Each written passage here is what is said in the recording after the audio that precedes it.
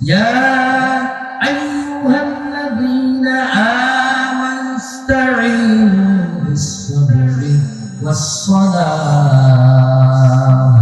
ইন্নাল্লাহা মা'আস-সাবিরিন। জোরে বলুন আল্লাহু আকবার। আল্লাহ তাআলা জানাচ্ছেন, ইয়া আইয়ুহাল্লাযীনা আমানু, ওহে যারা তোমরা ঈমান এনেছো।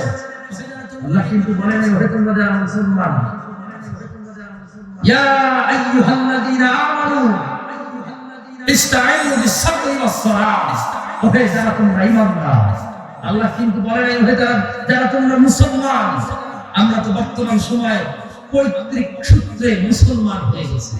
আমার দাদা ছিল মুসলমান, আমার বাবা মুসলমান, আমি তার ছেলে মুসলমান, আমি তার মেয়ে মুসলমান। আমরা পৈতৃক সূত্রে এখন মুসলমান।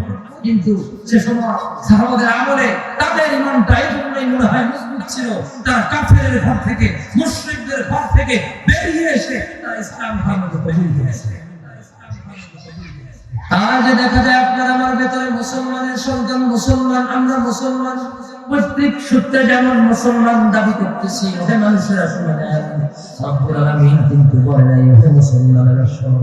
আল্লাহ তাআলা আয়াতের ভিতরে জানাচ্ছেন, সূরা বাকারা 153 নম্বর আয়াত আল্লাহ তাআলা জানিয়ে দিচ্ছেন, ইয়া আইয়ুহাল্লাযীনা আমানু ইসতাঈনু বিস-সাবরি ওয়াস-সালাহ, ওহে তোমরা যারা ঈমান এনেছো, আমি রবকে যারা বিশ্বাস করো, আমি রব্বুল আলামিন যেগুলোকে আদেশ করেছি সেগুলোকে মানো, আমি রব্বুল আলামিন যেগুলোকে নিষেধ করলাম সেগুলোকে তোমরা যারা ছেড়ে দাও, তোমরা শোনো, তারাই তো মুমিনদের কাতারের মধ্যে, তারাই তোমরা বিশ্বাসী।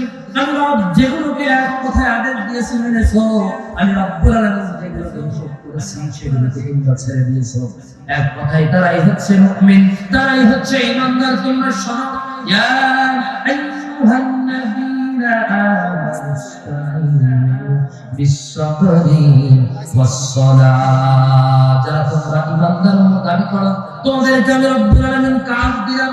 কি কাজ? ইসতাঈনু বিস-সাবরি ওয়াস-সালাহ, তোমাদেরকে আমি রব্বুল আলামিন কাজ দিলাম। যারা তোমরা ঈমানদার দাবি করো, আমি রব্বুল আলামিন এটাই কাজ দিলাম, সবর এবং নামাজের মাধ্যমে তোমরা পালন করো, আমি রব্বুল আলামিন তোমাদেরকে সকল কাজের মধ্যে বরকত দান করব। সুবহানাল্লাহ।